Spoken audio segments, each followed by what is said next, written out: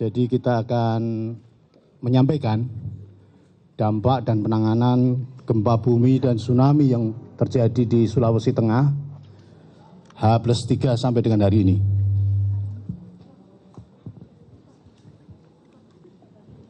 Yang pertama saya sampaikan tentang korban akibat gempa. Jumlah korban jiwa sampai dengan hari ini pukul 13.00 tercatat 844 orang meninggal dunia. Terdiri di Kota Palu tetap sama 821 orang meninggal, di mana 744 orang sudah teridentifikasi. Jenazah terus berdatangan, tetapi tetap harus teridentifikasi. Di Kabupaten Donggala 11 orang, Kabupaten Parigi Mutong 12 orang. Di Sigi yang juga mengalami kerusakan kami juga belum mendapat informasi. Data ini data sementara yang pasti akan terus bergerak. Dan korban meninggal disebabkan oleh tertimpa reruntuhan bangunan akibat gempa dan tsunami.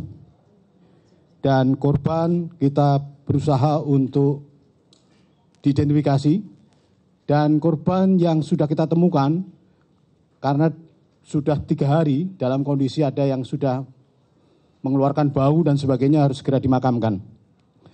Sementara korban hilang yang tercatat 90 orang, yaitu di Pantolan Induk 29 orang, Donggala 17 orang, Kecamatan Tawaili 44 orang. Sedangkan luka berat 632 orang dan dirawat di rumah sakit.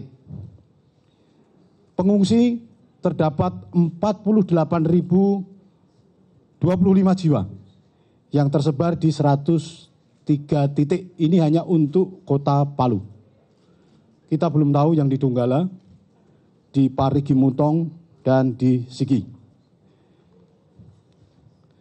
Kalau melihat sebaran dari 48.025 orang yang tersebar di 103 titik, ini kita tempatkan di lapangan-lapangan, kemudian di kantor-kantor, di halaman dan sebagainya, dengan memanfaatkan tenda yang ada.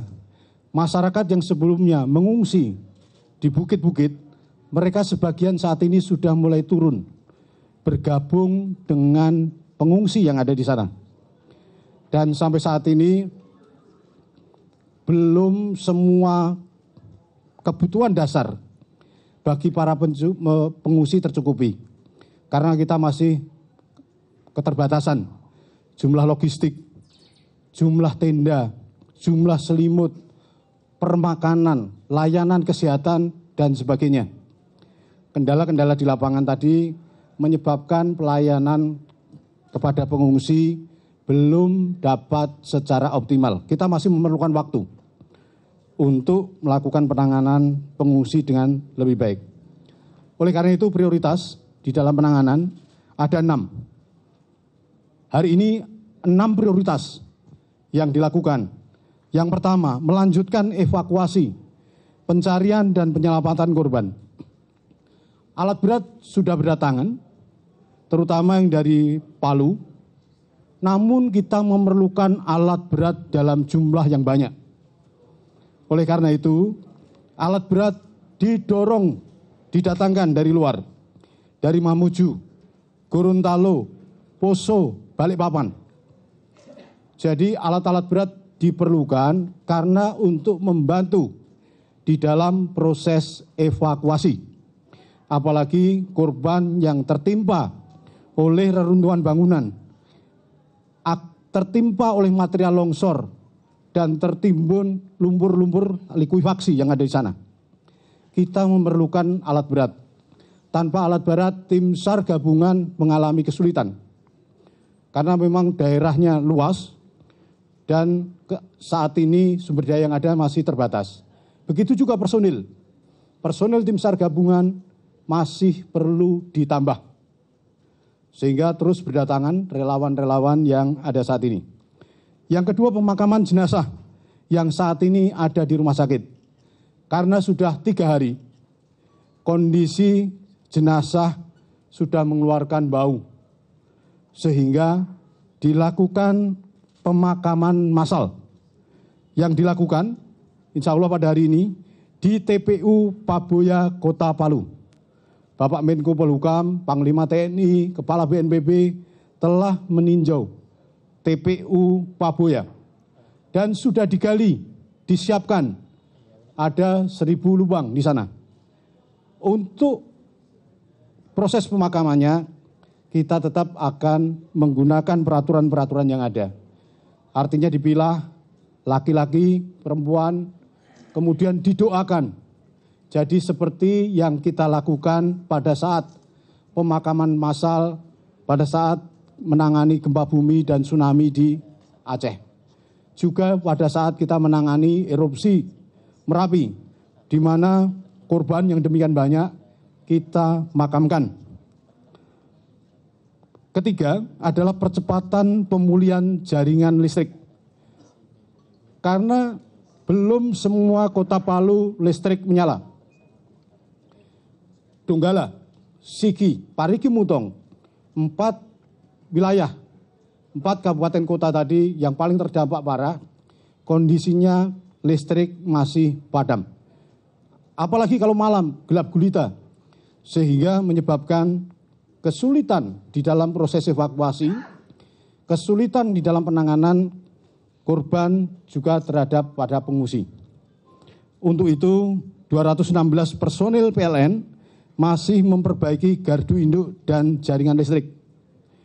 Tadi pagi 8 genset PLN telah diterbangkan dengan menggunakan pesawat Hercules TNI AU untuk disebar di posko Palu dan Donggala. Diharapkan PLN menyelesaikan jaringan listrik ini 2 hari ke depan maksimum.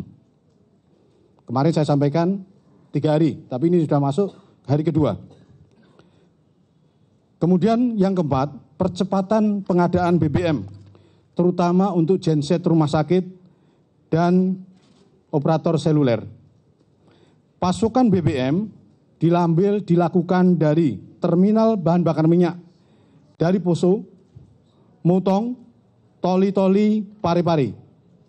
Tadi pagi kita mendapat informasi 10 mobil tangki BBM dari Pare-Pare telah tiba di Kota Palu. 1 mobil tangki Aftur langsung diarahkan menuju Bandara Palu. Kemudian dalam masih perjalanan, banyak mobil atau mobil tangki menuju dari Palu dan Donggala. Pertamina juga menerbangkan 4.000 liter solar dengan pesawat khusus. Ini yang terus kita lakukan. Yang kelima adalah distribusi logistik dan permakanan untuk pengungsi. Bantuan logistik terus berdatangan, baik dari jalur udara, jalur darat, dan kapal.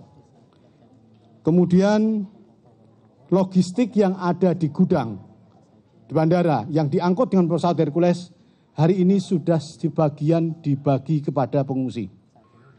Tadi kita mendapat laporan pengungsi banyak juga yang mengantri, untuk kemudian kita bagikan logistik, permakanan, dan bantuan yang lain kepada para pengungsi. Bantuan via darat dikawal oleh Polri di Pasangkayu. Jadi kita melihat di sosial media banyak beredar adanya penyetopan kendaraan-kendaraan logistik dari Sulawesi Barat menuju ke Palu. Di Mamuju Utara juga terjadi longsor, juga terjadi gempa bumi di sana. Mereka juga memerlukan bantuan. Itulah yang menyebabkan mereka menyetop kendaraan-kendaraan bantuan. Oleh karena itu, dalam mekanismenya dikawal oleh pihak kepolisian. Yang keenam adalah percepatan jaringan komunikasi. Ini yang terus kita lakukan pada hari ini, fokusnya adalah penanganan terhadap 6 penanganan darurat pada hari ini. Untuk evakuasi, pencarian dan penyelamatan korban, personil terus berdatangan dan terus kita bagi menjadi sektor. Saat ini, tim SAR gabungan dikoordinir oleh Basarnas